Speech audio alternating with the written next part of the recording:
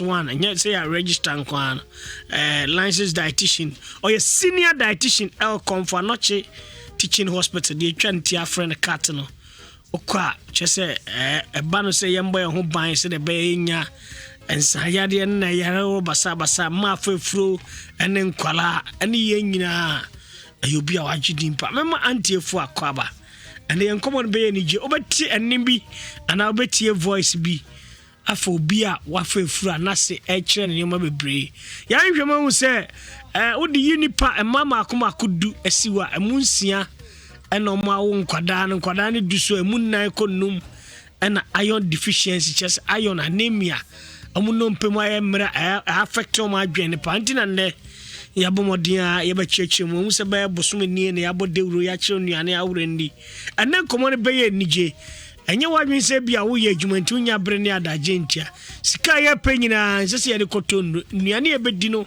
esa ye nu ebebo ende minim sese ma ba do num 25 minutes komo eba twin be wie no ewo Nhyira 104.5 be wie no na minim nyina enya de perfume mire de Kingsley odame amo akonfrem Nhyira ba kwasi jesi nyameche adwumeru asanka de bossman menne Mrs Efua Owusu Ansah Ofie ha Mrs. Akwaba yeah many ajipa esansa kabosom no be afi bosom be na almost 4 months na afi na kone wie na medam city to Nestle Ghana nhwemo mo ye hu se sa problem no wo nipa nkwada ni atichiru abatan o mafefura o mkwako enom de dwumedie kese yaba dia da so crime de si yendi nkomo enti ne kwan bia so ye ba be din komo mama wakwa mama yenhwe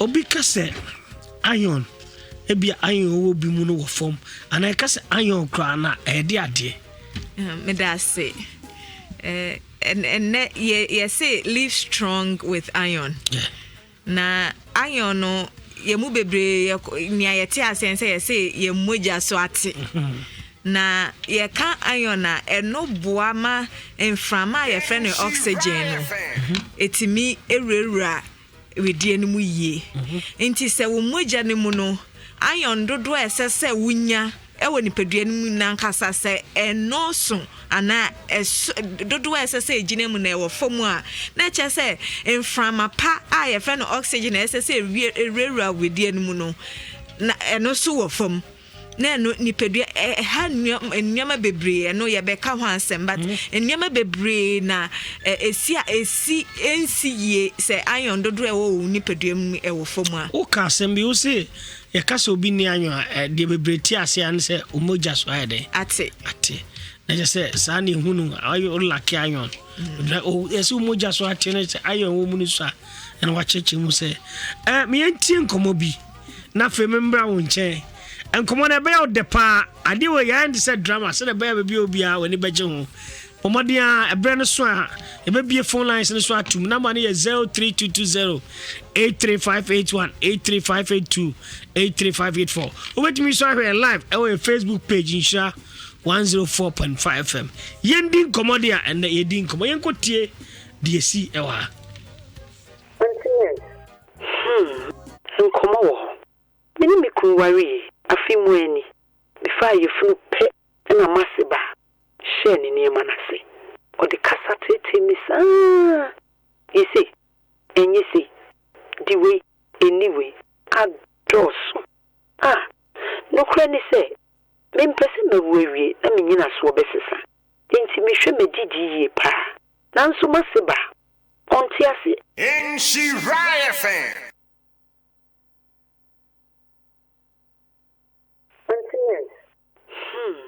nkomo wo mini mikunwari afimu eni bifa yefunu pe na masiba share ni niema na se o de kasa tete misa yesi enyesi diwe anyway adoso no kra ni se me mpese mewewie na menyina so obesesa enti mehwe medidi ye pa nanso masiba onti ase ubeje di se otumi ba me fie bebisa me ne medi ene ne mi nie ochina me konso saa dinkontomre dinkosia winam de adua no milk ayon bom afa die ma bre kunu nso ohu boni bia wona ne maame ye ne hu efese mase ba be ja mase mama me nanso mi hu kwan pa me mfa so nka ma no enkotra no afin so me pese me hu na aduane a ye ma opinfo te se me me pese me wuwie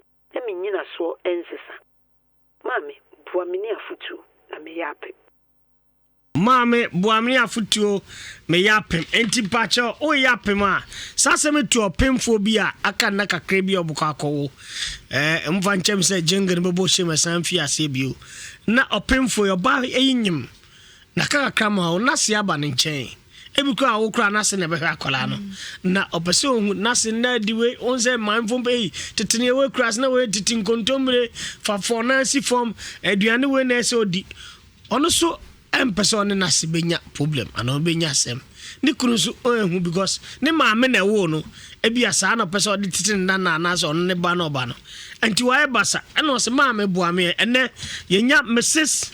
Efua Owusu Ansah Dietitian registered one licensed one Okomfo mara bajo ejuma Okomfo no chimfie se ni mfie wotwe and I will start to feel as a dietitian so remember mfie se ni enu de duaba. Wow, congratulations. Oba penfo asemi. Ebetimi ato ebi kra obi oba onyem. Bono so sa problem no. Boy enkomo en sabre mamo akwa. That's it. Se ye hu say ye young ladies and ya baso ase se ye kwa adwuma. Me pese me wu wia.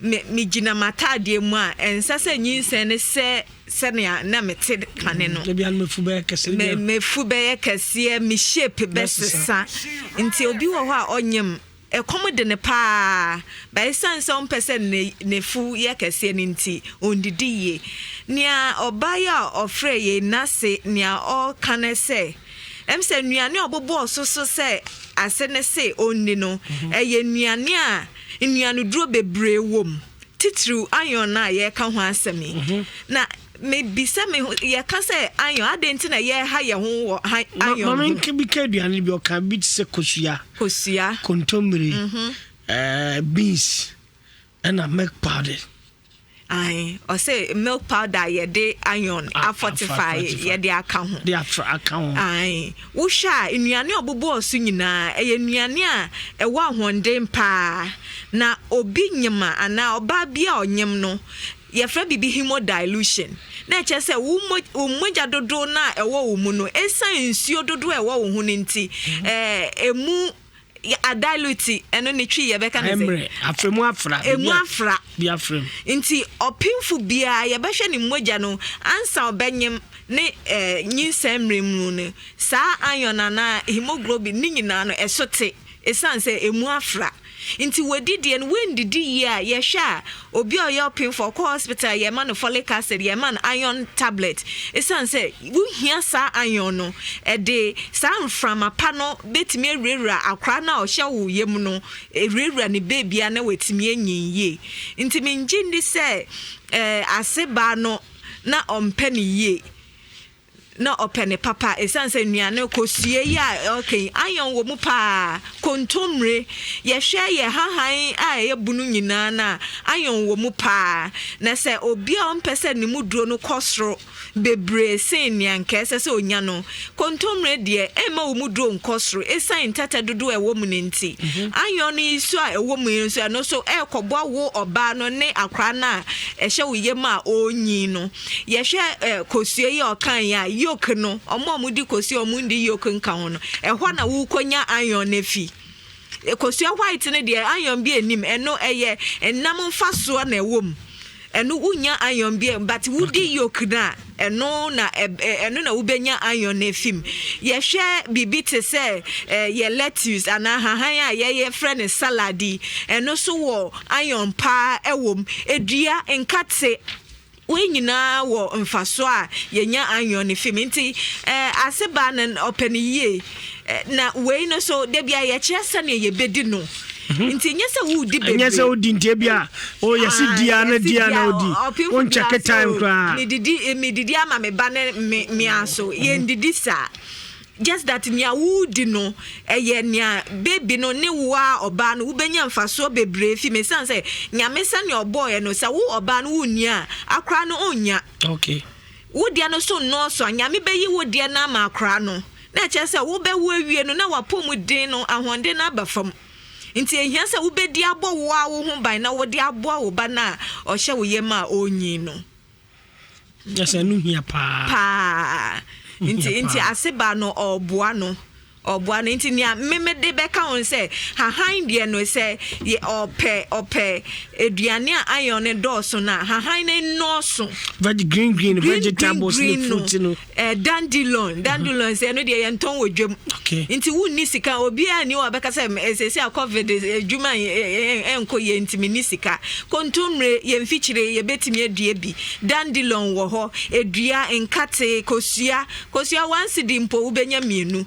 nti nia aseba na ka chense ondi no enya ne ebema ne mudu akosro but eye nia mfaso a wo mu no ekobo ono oba no ne baby na onyi won yem no okay and yam fan say ne yaka waka ne mabebi waka ayon ho ne mabebi wa ba nipa ne wache aduane ondi no sa ayon horo ye di aden ne enya medase ayon ne sane me che se eno na eboa fa inframa pa aye fe no oxygen ko widie mu na che se ekọ yadwen mu ekọ yakoma ho ekọ bibia ewo ye mu na wo obatan no se wendi ayon ye ana ayon dodo ewo wo mu no eno so ma wo ne baby na oba na o hye wo mu na akra no betimi awo ne preterm na che say nka oba bia bewo 9 months wo betimi awo 7 months 6 months enso na che say akra no wan hye de enyi enwie akra wan hye de enyi enwie no so wo de ne ba abonte no how bebre mpo omo ntena se omo san kọ omo nti eno ni ultimate pa say wo dwen wo shape say wo shape nti wo ndidi ye se ne aseba na ekire na eno wo bewie na wa hwere akora na wa ware a enka mode bagigi manim ada nyame ase won na wa hwere no nti preterm eno ye a big issue pa na obi also enya preterm akora no be wo no but baby broni be ka say obe dam onim nyansa okay sanam sanyoma na wenye sanyoma na inframa na entimi ayon na entimi amframa pa anko na dwem nti akra no omonyo by esan wo obatan nti enniama a ese wudi a wendi nti be hwe na akra no na dwen se ne nka ese se ebie no embie sa nti obenyi okọ school de bia ne class be ono nko ade odi first we chire de bi odi first we che wo be hwe ne sa adwen no enyo no ne ma me fault okay yana Mrs. Efua Owusu Ansah a senior dietitian license one Okomfo Anokye teaching hospital and I train komo abaye din komo and then komo na de mo rem say yawade bia September bosom ye yesimu de komo e ba twetwe ne ne de edi kan ye hwe oba wa frofro anase akofre no cancer bebre me hwe e ba ntwe be bia matofra tum number ne ye 03220 83581 83582 83583 835. We didn't come for nipa 9. If first 4 callers we are. Yeah, no, we yin sem na no we are. Na san for account. Mommy be our last question. So ba for fro na odidi sa na money we are. E be or snacks or beverages be or tea be or person mbrebe o wie otimi nom.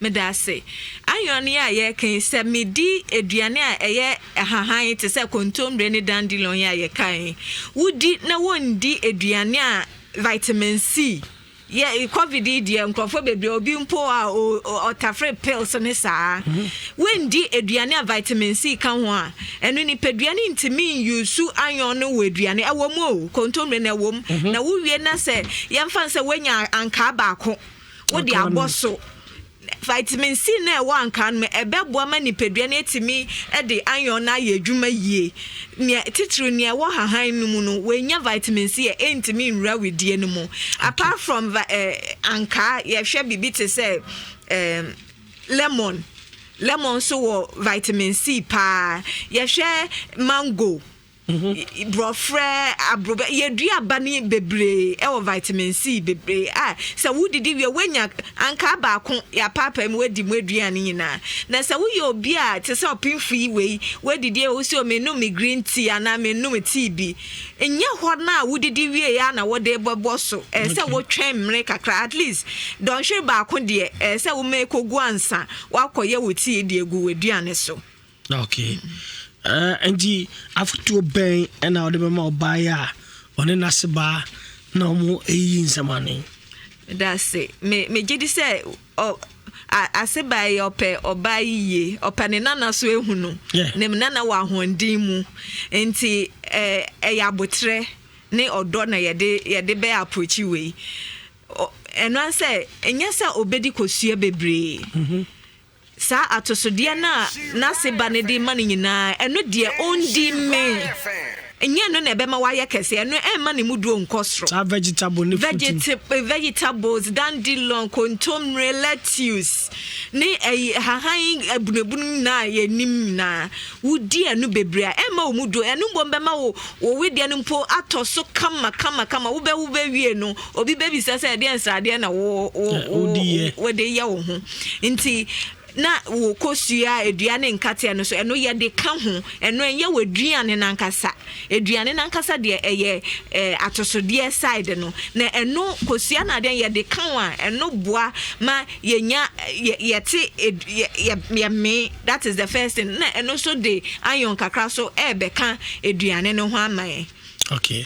I ensure 104 station adwen ho was Santiman Ghana ha bebia and ye din komo yendin komo edin komo number is 03220 83581 83582 83583 ebia wa fefru ebia oyire so na fefru ebia wa damf ebia wa anase unimo bi afefru ana oye nana okwa akwasra wasiba abronyem na mani 03220 bachofra bobodi no aka baby a ofref me from first caller. Hello, good evening. Good evening. Pacho my radio nko for Pacho didn't say me da say me gane brother Charles mansu emem ba dem be wo hene ba Brother Charles auntie Efua wa ha dietitian wa a question nya ba ko no wetime yi ano me da say e me no nya for ye da mame na say e ba cho me tie o. Hello. Hello. Oh, sorry. Memfa the next caller. Hello, good evening. Hello. Okay, number here 03220 83581 83582 83583. Wait me afre. You'll be on. Hello, good evening. Good evening. On our line, Katena. Brother Charles, Mansu Pacho. Pacho, my radio don't come from crab, so. But me one information center no hope I'm obedient a pa that's pa me go for question there the asmont tie say and also crabity me that say na me be say ma me boy and I say you boy am here aduane adi ye dey we en kompim emplahin 1 hour 30 minutes Ansah na anka no aka se vitamin C bom no Ansah na no ma na say didi we ya no ano kwa entrance here timi no san kana na be se me bread demo. Okay, that's you be you ano that's it must be background me that's bank chance. Hello, good evening. Oh, Kafra. Hello, good evening. Good evening, Papa. Bacho din di say na ka se free so ma coach Papa in Papa se be kwai akosu ya be kwai yen nin komo Papa me di say na me ne say yen ya anka no yen timi ni no fruit be na let me aboy sa na do no ya di dia wie no fruit be na let me aboy because anime ba se me free store me do fie na dia so oh enti me di kakra no fruit be na be boa me a okay anka me dia na asedi na me efun ya me ya dia na me dia be boa okay yeah that's p ebia yeah the anka no to nchen ya yam for the next call. Hello, good evening. Hello, boys. Yes sir, Pacho wani Good evening. Majo Suminia Opele Santasi ni ope mitio boys mi gina Santasi jum market for no nyina obia etie mo ye chi omo nyina ye nin komo omo asema omo so ebisa ne se ye se oba ne bi wo ho a onyema ya no so opem ko bebre ena bi so ho a ɔsɛ gye sɛ ɔkɔkɔ twa bi anso aba bɛdidi eti mako ani ntwa bie no boyo sɛ ma no pɛ sɛ ɔmhunu sɛ ɛboa nkora no yɛ ɔm da yɛfunu no sɛ ɔbɛba ɛbɛboa wɔ mo anaasɛ ɛmoa wɔ mo. Okay. Yɛda se yɛmfa deɛ ɔtɔ so 9 afei yɛnkɛ ɔnyi nsɛm no anommra. Hello, good evening. Hello, boys man. Yes, sir, Bacho Odin de sɛ. Wow, this is Robert, coaching Kwanso. Robbie yɛtie o. Boss, first let me thank pa. But because your operation no. But say me be say me ma me say, ma ka your operation me tumi edi anka na say, ana say be me yan na fruit. And say me tumi edi. Immigration no. But that's it. Okay, yeah, that's P. Obisa Amanda. Yeah, don't reach, hold on. Yeah, yanko anti Efua. No new questions now, no fee. Yamba Fadi. And Efua, a tip for what in some open. First question, no say. Ediem rena obedi fruit no eminim se nkrofo bebre keka nsem bebre se ida se yebedi ansa yedi aduane ansa na yebedi aduane ansa yedi fruit nia yebeye ne bia nipadua na obeyusu emfaso a wo aduaba se wudi ansa wedi waduane ankasa na wudi waduane ankasa ansa wedi aduaba na nipadua no beyusu eno ye ntwen wudi di na intine ye friend balanced meal nyame sane obo ni pedua no wudi eduaba no ansa wedi weduane panans ana wedi eduane panans wedi ni nyina na ekọ ni pedua no mu a ne mfaso no nyame che no sane ani pedua no benya mfaso efim nti ni pofre me ka che o se nya wo ya ebeboa wo no se wobedi ansa wedidi ana wobedi ansa wedi no no eno eye okay na obi bi sasa apart from emsa nka de ne de eno na for ejina so say no nko na ema vitamin C abrojuma sesi abrojuma abapa eno so wo vitamin C ye meko a ye di meko red meko yellow ni nyina ewo vitamin C ewom a ye benya emu mfaso nti apart from anka no say ye kan eduaba brofre wo ho abrobe wo ho ya ye betimi ato apple ye betimi ato eno so wo ne vitamin C kakra edi enduaba biompo na ya ebetimi ato grapes eno so wo ho kwadu ni nyina wo vitamin C kakra nti enye anka nkwa na ebetimi edi ebema vitamin C wo yo ba ye hwe bibi cravings ma bi wo a omo endi aduane a meko wo mu a aduane no ebema ne bo so afon no ye se meko no eye okay ba bibia ye be ne se broso a ewo ehun sunsuanso ensa de se wonyem pa de a ensa eno ye out eno enka ho kra eno ebetime di akra ne dem pa en wa say akra na brabo forever nti wonyem pa de a wo yo bia wo pensa de a so far as wo be hu sa wonyem ne no ye ensa ne de efim ba meko de ye hu sunsuanso boni bia se opinfo a odi meko no ebe wo akra no so at least and also yenya vitamin C kakra fi ho wo ye surgery depending on type of surgery no so wodi eduaba ne nkrofo kasa ye wo doctors bebre wadwam ne fie depending on surgery prekone wodi anka na wo yam ya wo ya na che se ensese wodi enye because of surgery no eye wo sene woni pedua ne hu obi also a odi waye surgery maybe eye ulcer odi anka na ansa wedidi a ne yem ya ne ya ba odidi wi ansa wedi anka na eguso a eno bibia anye no nti ese wa wutie woni pedua sene a ni pedua ne filifa. Okay. Sene ni pedua ne filifa yamfa aye college course ne kakra 03220 yes I'm for 9 ka ho na fe branding ti yenhwe memfa first caller. Hello, good evening. Hello, good evening. Obani Pacho din de say na ka se fi. Yes, I'm Osusu me ka se kumai. Okay, my radio no confirm ka krebi mai. That's P Pacho eti. Atema to mbita madam ne say ebi amanya mato so de this is a contomre na me de ayen kwan letimi asa yusu madiki area ayen contomre kwan no ana de to so biem bese mbuza say empre dodo ahen na e wo say anytime bia yedi fruit de bia na say ye what time do over yedi fruit because you know Okay, and that's PM for the next scholar. Hello, good evening. Hello, good evening. Bacho you within the same you are. Yes, sir. Bacho Juma. Juma Dase. Bacho you some madam. Oh, hapa dietitian wa.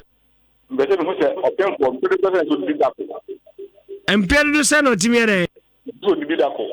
Okay, empedu do dan so didi wa demu no emu. Me that's PM for the next caller. Hello, good evening.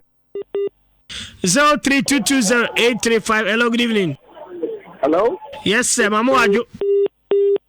Kafra. Bacho Mamo Ajo na wani. Asanga. Ina mo akwato. Ahere ni die kwanso mitio. Anti Efua. Anka mi wo pi wo me fikiri na anya de. Madam fu ba ho. Wo si anka no mpodi anya de na ye. I'm saying, me be anti Efua say am pa na. That's PM for the next caller. Good evening. Hello. Good evening. Good evening. Bacho din the say no kasefin. Bacho me di amma kasefin sita. Amma kasefin sita.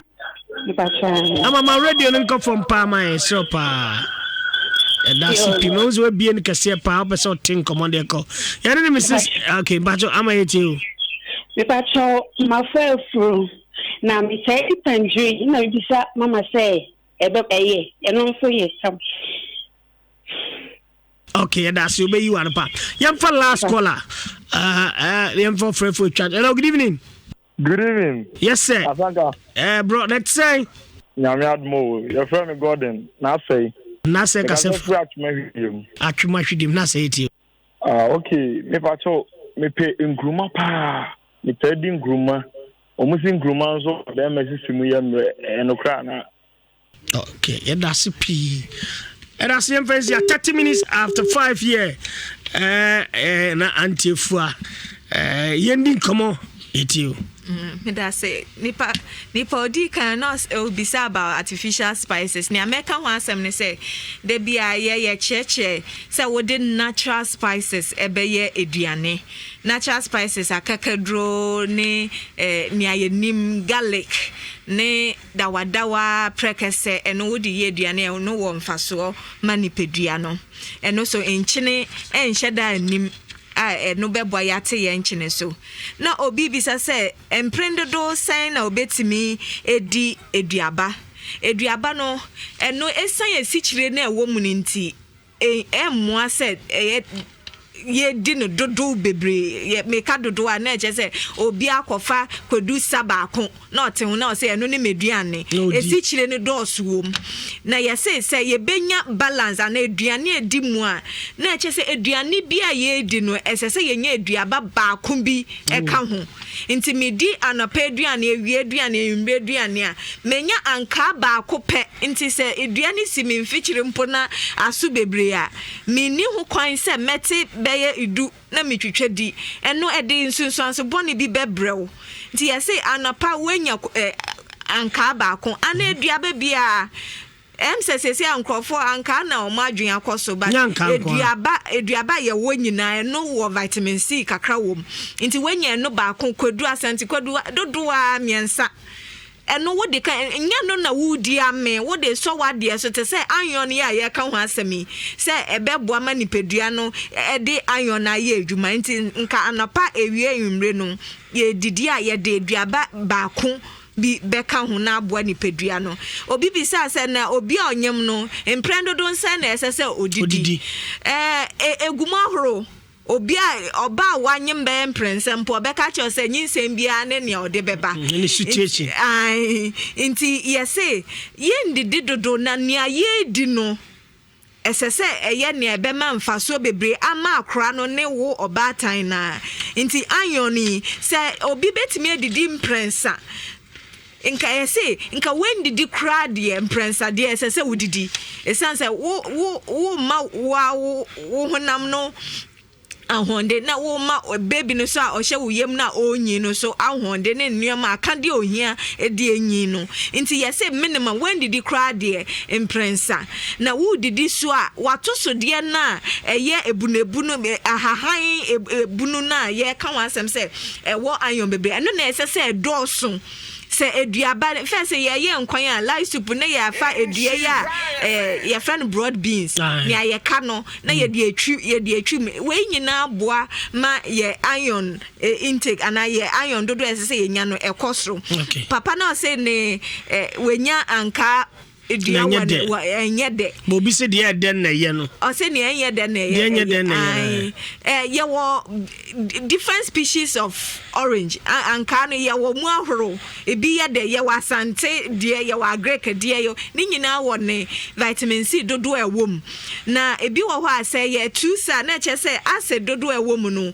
e wo soro ebetimi ayeso se ne level of vitamin C ne e wo soro kakra sen bi but ne ande bia ye kan se ende medi kontomri abom medi anka eye de aka ho ochina medi nyado abom medi bibi foforo ka ho eno wo dane mu ne eno boa na esi won fichire enso a enkyere se ese yete ne bucket madi ade na eye na wudi ne mro so eye bone mawo nia onyema say tangerine ye eye anka nia nti eno so vitamin C pa na se na maka ye ndi ne dodo nti wenya tangerine abroso asa wonyemi mienu wedidi awie nya no na ye waduane wedidi awie no na ebeboa man ayom bia wo nipadua na etimi e de aye adwuma last one there eno enye related to a painful story aye kan ye no nkruma ya say eboa mema eno ye nya ho nhwehwem bia nkyere ye but ye nim say ya atosode a eno so won fa so bebre ebi mo se ebe ha o musisi nti o mu nni eno de bia meka se omo wo northern region ne acha nti ewo ne mfaso ye de twi ya bomu ye de to ye fufuo so ye de ye banku ni nyina eboa ma nipadua ni nya ahonde okay ebe de wase pi minim se nda ya wade de enya nhira bebre minim se mame ya sabre ye ten ne wabra no ohia bibi one na se edinkita na nase dadwen be na ha no enti mame ya mse sabre wotie na nya mame ya nkwa etiefu afra bisa asem nyina so obi anyam waye fie iron rich ana iron 45 food I can wasem no e masabe mame ya de enim so na se betena ye and I'm no so etie no ya my relationship better da senne na wotwe senne ye wo aboa na onum pepepe ye besa ebidin komo foforo ano be bibidum fosongo kra ayoba apomuden ti bomodin ase obetwe ba radio obetie Nhyira 104.5 Mrs. Efua Owusu Ansah yako asembe 30 seconds chat on so that's it say yeah can about or painful say we didie mu wo bedi ayona eduane a iron dose wom hu se wudi wo banku ana whole grain eduane bia ye nso ho ana ye mpo ho no iron dose wom hu se wudi watoso de ye it se hahan ya ya boboso yi no so iron hom hu se wo no milk a ye de iron aka ho afremu no eno so eboa enya wonkwa eboa akra na hye wo yam sesi a ne daachi na wudi so a na wode wo vitamin C se na ya bobo nuane abrojuma mpo apesie no wabo abrojuma apesie na wode kontomri abom aka ho a eno a balance wo benya wo vitamin C efi abrojuma mu na wenya wo iron efi kontomri anatoso de bi a wode aye na iron no eboa ense wo shape ense se na wo figure ne didi na boa wo ba na ohye wo yam ne wankasa so ebara so pi ho aboa ebese hia na hye I Nhyira 104.5 for Ofie kwan twame me ba fie kwan zo nkomo ho erebra ma we need our glow data ne voice achede yi ho so we recharge 5 Ghana cedis a glow be ma 3.25 gigabyte data na 10 Ghana be ma 6.5 gigabyte data any free unlimited glow cost so nyina e wo glow yakata plus so yentem na koto glow sim we are